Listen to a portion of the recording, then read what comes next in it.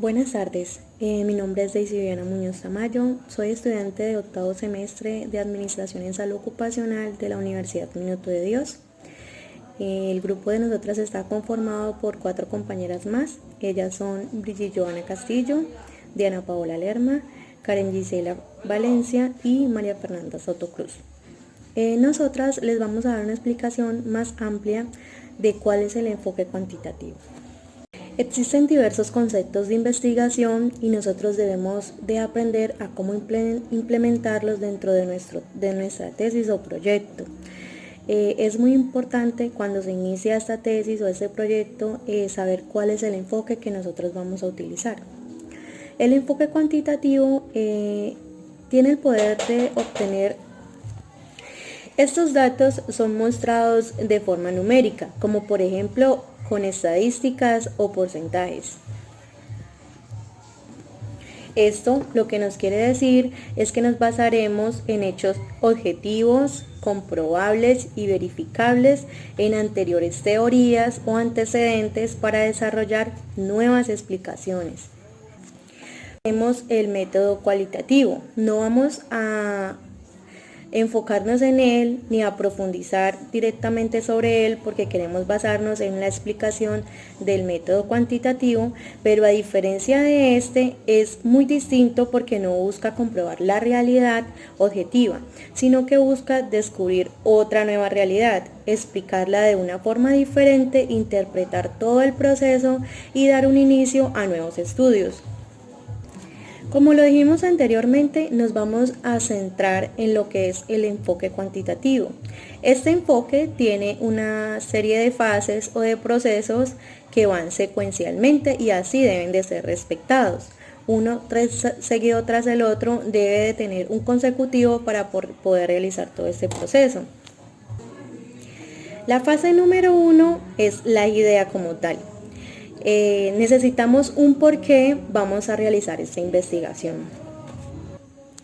La siguiente fase es la número 2, que es el planteamiento del problema. Esto es decir, que explicamos por qué esto es un problema o por qué es importante que lo estudiemos. Ejemplo, en una tesis desarrollada anteriormente, se preguntó porque los biocombustibles en Colombia debían de existir. Y el planteamiento se enfoca en que la energía en Colombia es muy costosa y que se tiene cómo se puede producir energía en hidroeléctricas, siendo este un planteamiento probable para un problema y para un proyecto asequible. También existe una causa y un efecto, el cual son los costos de la energía, lo cual genera que se busquen nuevas formas o alternativas que se puedan resolver para mejorar estos ingresos y que generen nuevas soluciones. La fase número 3 es la revisión y el desarrollo del marco teórico. Tenemos una hipótesis, o sea, una afirmación que hacemos sobre la realidad, como por ejemplo, siguiendo la base de la tesis con la que hemos venido trabajando anteriormente sobre la energía renovable. Esta es un excelente medio para potenciar las industrias. ¿Esto qué quiere decir? Que nosotros estamos especificando que con este estudio, con la generación de una energía renovable, podemos potenciar las industrias y generar fuentes de empleo dentro de los sectores rurales donde se desarrolla esta actividad. Esto lo que haría es comprobar la hipótesis o comprobar la veracidad de la hipótesis y estaría aprobando la misma, porque nos dice que están siendo aceptadas y que están respaldando lo que estamos diciendo. La fase número 4 es la visualización del alcance de nuestro estudio. Al tener una hipótesis que hemos ido comprobando a medida que hemos avanzado en nuestro proyecto y que hemos comprobado que es cierto, que son veraces todas las fuentes a las que estamos llegando a cabo y gozan de una aceptación, entonces determinamos cuál es el alcance y cómo vamos a medir esto, hasta dónde podemos llegar con esta clase de investigación. La fase número 5 es la elaboración detallada de la hipótesis y de allí definimos cada una de las variables de esta hipótesis o componentes importantes dentro de la misma.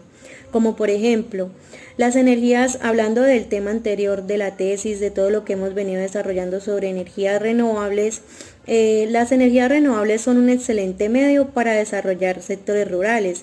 Entonces nuestra primer variable sería la energía renovable y debemos de investigar más a fondo sobre ella. Y nuestra segunda variable serían los sectores rurales, enfocarnos en un sector rural en específico en un determinado territorio. La fase número 6 es el desarrollo del diseño de la investigación. Esto quiere decir que allí implementaremos cómo se va a desarrollar la investigación y bajo qué marco o cómo lo vamos a utilizar. Como por ejemplo, en este caso nosotros vamos a utilizar un marco documental. Entonces allí implementaremos el diseño de cómo sería este marco y lo haríamos a través de consultas de documentos, de libros, de periódicos, de publicaciones, de toda serie de documentos que podamos encontrar en nuestra base de datos para poder investigar a fondo y podernos darnos cuenta de cuál es la información precisa. La fase número 7 es la definición y selección de la muestra. Esto lo que busca es seleccionar un grupo pequeño o reducido de población, la cual vamos a analizar profundamente. Por ejemplo, tomando el caso que hemos venido hablando sobre las hidroeléctricas y la energía renovable, nuestra población pequeña sería el sector rural de Calima-Darién, donde se ha comprobado que la energía renovable que ellos producen puede contribuir al desarrollo y aumento productivo de este sector. La fase número 8 es la recolección de estos datos que avalan nuestra información. Al tener estadísticas que vienen respaldando esta hipótesis y todo lo que hemos hablado es cierto, estamos confirmando que toda la información es verídica y que nuestro proyecto puede ser viable. Como por ejemplo, el embalse de Calima-Darién es uno de los más grandes de América, genera energía para todo el departamento del Valle del Cauca y forma parte del 70% de la energía renovable que se produce en todo el mundo, formando parte de los 150 países que producen esta energía y que el costo que se genera es muy bajo, siendo así una fuente competitiva de trabajo. En la fase número 9 haremos un análisis de los datos. Esto quiere decir que interpretaremos todos los datos estadísticos para poder dar una nueva explicación a esta teoría del por qué nuestro proyecto es viable, como por ejemplo, hablando sobre lo de la hidroeléctrica y sobre lo de la energía renovable, en la investigación nosotros nos dimos cuenta que hay una relación directa entre la cantidad de energía que se produce en un país y sus costos. Esto quiere decir que entre menos producción energética tenga un país, sus costos son mayores. En la fase número 10 encontraremos la elaboración del reporte de los resultados. Estos se pueden reflejar mediante un libro, un artículo de revista académica o la presentación de algún informe para dar las conclusiones de nuestra investigación. El enfoque cuantitativo tiene algunas características. Estas son que el investigador plantea un estudio delimitado y concreto, luego considera lo que se ha investigado anteriormente y lo tiene en cuenta, va derivando sus hipótesis, la recolección de sus datos se basan en la medición, como la recolección de sus datos son producto de mediciones, se representan mediante números y se analizan a través de métodos estadísticos.